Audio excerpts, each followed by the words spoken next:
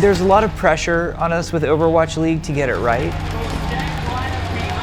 There's a lot of eyes, and we're very excited, and we don't want to let people down. I think of it less in terms of we have something to prove and more of what I hope our legacy is, both as Overwatch the game and Overwatch League.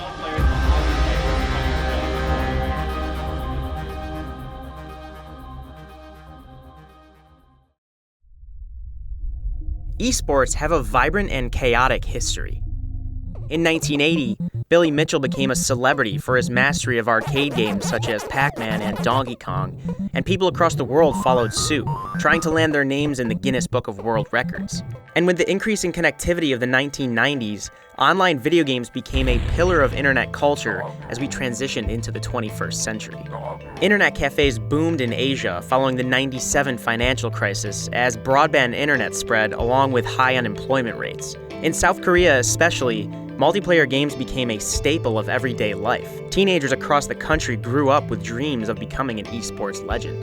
Today, thousands gather to watch fighting games, real-time strategy battles, and MOBAs in arenas across the world. Tournaments such as EVO and the International garner prize pools worth millions of dollars. They draw mainstream attention and celebrities alike. But despite its rapid spread, the realm of esports, at least in the grand scheme of things, has remained a relatively small community. Its viewership and cultural impact are dwarfed by those of traditional sports.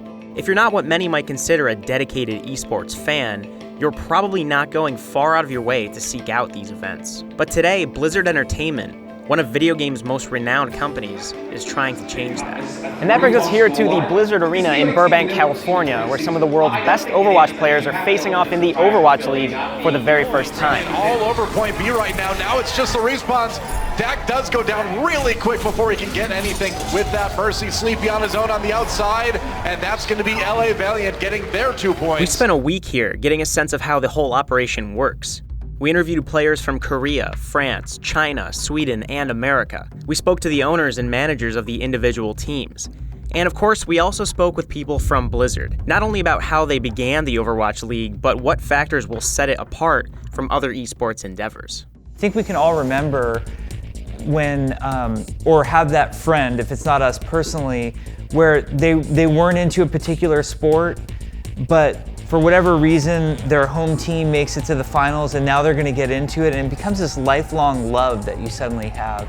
And that really has been hard in esports. Yeah, we really wanted to build that tradition, that consistency, that structure that you see in traditional sports. And you know, if you there's millions of people in the United States right now who don't care about football, but they know that the playoffs are going on. It's that time of year, right? And I think that's we wanted to bring that to esports. Like we wanted to make it really easy to be a fan, like really build a consistent schedule. One thing that'll happen with esports, for example, is you'll approach a game that you're really into for the first time, and you might become aware of the esports scene, and it's so hard to have an immediate grasp on who you should be associating with in any way. There's all of these organizations where if you're an esports fan and have been following it for a long time, they really mean something to you, and you know what these names are and what they stand for. But if you haven't been following esports, it's a little bit foreign in that regard. So we think bringing a regional-based approach will help some fans immediately associate. We're just here in Burbank before we actually move to our geolocations.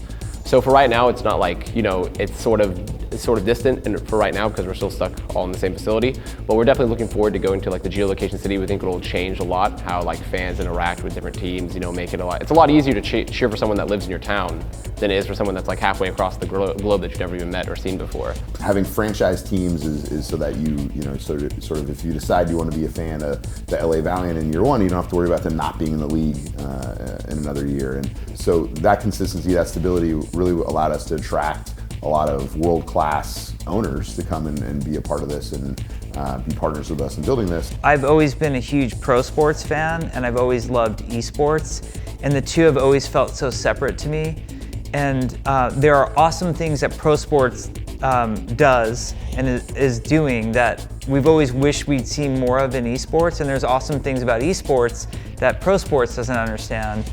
And I'm really hoping that this becomes the marriage and the inspiration for esports in general that we could sort of level up to that next level and just, really solidify and professionalize esports.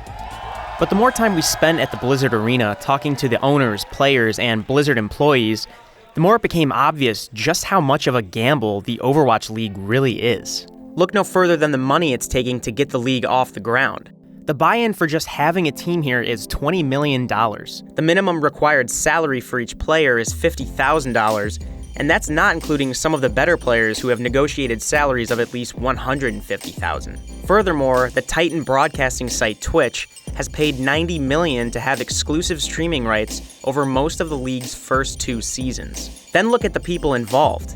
There's Robert Kraft, the New England Patriots owner who bought the Boston Uprising to supplement his sports empire. Jeff Wilpon, the COO of the New York Mets, owns the New York Excelsior.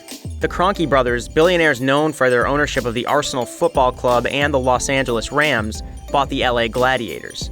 The oil magnate Kenneth Hirsch invested $35 million to acquire the Dallas Fuel. Among other investors are Shaquille O'Neal and Marshawn Lynch, renowned athletes in their own right. Even Comcast owns an Overwatch team. Comcast isn't a person, but I'm sure you've heard of it. None of this mentions the marketing money put forward by Activision Blizzard itself. CEO Bobby Kotick has been pushing for the league from the beginning, and Activision's pockets are famously deep. We took a tour behind the scenes of the Blizzard Arena itself. Once the set of The Tonight Show with Johnny Carson and Jay Leno, it's now full of Overwatch producers, casters, technicians, graphic designers, directors, camera operators, and in-game observers. There are easily hundreds of people involved with the Overwatch League production process. As with most major investments, Overwatch League has a lot of ground to cover before it's worth the money. It's also in a state of flux as managers and owners figure out exactly how to run an Overwatch team. Roster sizes range from the base 6 to the maximum 12. Some players have shared housing, while other teams believe in a more independent approach. And when asked about the absence of any female players in the league, despite the fact that people such as Kim Geguri Seon are among the best professionals in the world, many managers didn't have concrete responses. They mentioned the challenges of a female player adapting to a male-dominated league, but didn't really seem in a rush to find any solution. Some also cited the language barrier as an obstacle. However, this is a major problem for male players as well. In order to be able to reach out to local fan bases in cities across the world, the league has made English its default language. This means all Korean teams, such as the London Spitfire and the New York Excelsior, will need to spend hours each week learning a new language. Those are valuable hours they could spend practicing Overwatch itself. All of the questions hanging in the air about Overwatch League's development stem from the fact that Blizzard and its partners are trying to completely evolve a sport in a matter of months. This process took decades with football and basketball, and even longer with baseball. Overwatch's participants are experimenting on the fly. You have this monthly tournament, or you have this tournament like Korea or China, or we had E-League. They're small tournaments not small. They're actually huge tournaments, but they're small in duration. Like you're training for this one specific moment, and that's a weekend tournament. But now it's, hey, you're providing content on a week-to-week basis. This is not a huge sprint. This is like a marathon for the next 6 months. How are you going to compete? How are you going to improve? One of the things that we really believe in is the necessity of making sure that players are healthy, body and mind, outside of the game. And so for us, in order to help our players just focus on the game to the extent that they should be, it was really important for us to have kind of an external resource to look after their mental health, right? This is a very stressful environment. They're competing against some of the best players in the world every week with tens of thousands of people watching them. That's not an easy adjustment for an 18-year-old kid who's never lived away from home before. We have 8 countries represented on our team, and so that's never easy, right? In fact, our player from South Korea is still learning English and getting accustomed to his English speaking ability. There are always these communication issues, when you have players from 8 different countries on one team, and I think that has been a challenge for us. That other teams like the full Korean rosters don't have that issue, right? It's never seamless, right? 2 of our players, Soon and Unko, went from being on an all-French roster to being on a mixed roster, right? We have 3 players from South Korea that didn't have amazing English skills before they came here. And those players with a wide variety of backgrounds and a wide variety of cultures, they kind of got here, and because they were so young, I think maybe they found it easier to mesh together than if they had been more experienced players who had been a little more entrenched in their habits and in their prior conditions. 네, 아무래도 이제 우리가 뉴욕 팀이니까 뉴욕 사람들도 많이 볼 테고 미국에서 방송하는 만큼 미국 사람들이 많이 보는데 아무래도 한국인 선수가 이제 영어로 방송하면서 그 나라에서 플레이하는 모습을 보여주면 좋아하지 않을까 싶어서 영어도 하고 실제 많이 배우기도 해요. 영어를 제가 이게 뭐야? 라고 물어보면 알려주기도 하고 되게 재밌게 방송을 하고 이렇게 수위라 그래야 되나? 한국에서 제가 Can you sing it again? Let's go team. Let's go team. 욕을 하고 싶어서 해요. 한국에서도 막 욕 같은 거를 하고 싶어 하는데 잘 못하는데 여기서는 실컷 하고 있습니다. 욕을. Oh, why? No way! He got a huge shit. But still, despite the uncertainty surrounding the Overwatch League's opening weeks, there's a contagious energy in the air. During its opening week, Overwatch League hit 415,000 peak concurrent viewers on Twitch. With the league's introduction to the esports world, 1,943 teams signed up for the game's open division, which could potentially lead them to a semi-professional level. There are definitely questions still hanging in the air, like will Blizzard and its partners make enough money to keep the league going indefinitely, or will managers find the best way to build a team, or when will the league bring in some of the world's best female players? Regardless, it's not every day we get to see the birth of a sport. Everyone involved is adapting on the fly, experimenting, and it is, without a doubt, a massive gamble for all involved. Time will tell if all of this will eventually be enough, but as of right now, everyone involved is working to help it thrive. Every rivalry, every fan experience is built out of a story, out of a narrative, and out of a history, right? And right now, Overwatch League doesn't have that much history. We have a preseason to go on, but not much else. And so I'm really excited to see the way that the Overwatch League story develops as we get through the first season of Overwatch League. I think we all know that there are certain parts of the world, such as Korea, California, that everybody knows what esports is, everybody's really into it and following it, but there's so many parts of the world where esports hasn't really penetrated fully yet, and it would be great to start to see, through the regional-based teams, to get more and more exposure to some of those parts of the world. 因为中国其实有非常多的人口基数，然后所以有非常多的人在关注我们守望先锋，然后甚至有 WL 和我们龙之队。都是一样的，就是说关注程度非常高。然后我们就是尽量把这些关注都化为，就是对我们支持一种鼓励，然后把它作为到时候我们在场上赢得比赛的动力，就更加勉励自己，激励自己。